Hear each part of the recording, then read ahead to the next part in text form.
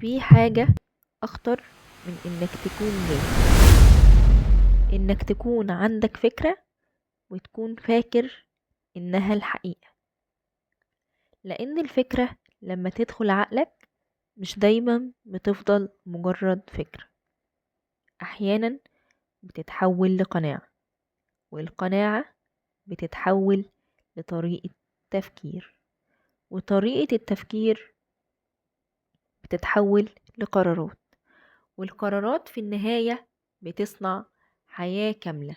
وعشان كده العبث بعالم الأفكار مش شيء بسيط، لأنك ممكن تسمع جملة عابرة من شخص فتفضل عايشة جواك سنين.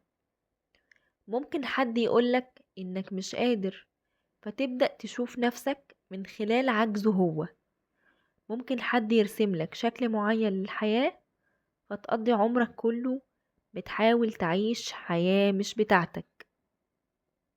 والأخطر من كل ده إن الإنسان أحيانا لا يبحث عن الحقيقة، فقط هو يبحث عن فكرة تشبه ما يريد أن يصدقه. وهنا تبدأ المشكلة، لأنك بدل ما تسأل هل الفكرة دي صحيحة، تبدأ تسأل إزاي أثبت إنها صحيحة. والفرق بين السؤالين ممكن يغير حياة إنسان. وفي مراحل معينة من حياتنا بيكون الإنسان أكثر قابلية لتشكيل أفكاره من أي وقت آخر.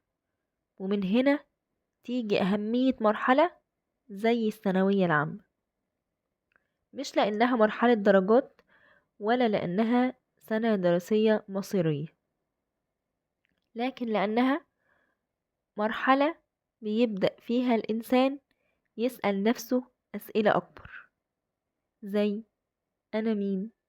أنا عايز إيه؟ أنا أؤمن بإيه؟ هل أنا بعيش بالطريقة اللي اخترتها ولا بالطريقة اللي اتقالي إن لازم أعيشها؟ وفي وسط كل الأسئلة دي لازم تنتبه، مش كل فكرة تدخل عقلك تستحق إنها تسكن فيه، مش كل رأي تسمعه يستحق إنك تتبناه، ومش كل شخص واثق من كلامه بالضرورة يكون كلامه صح.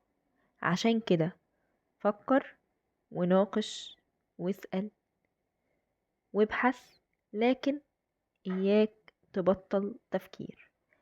لأن أخطر إنسان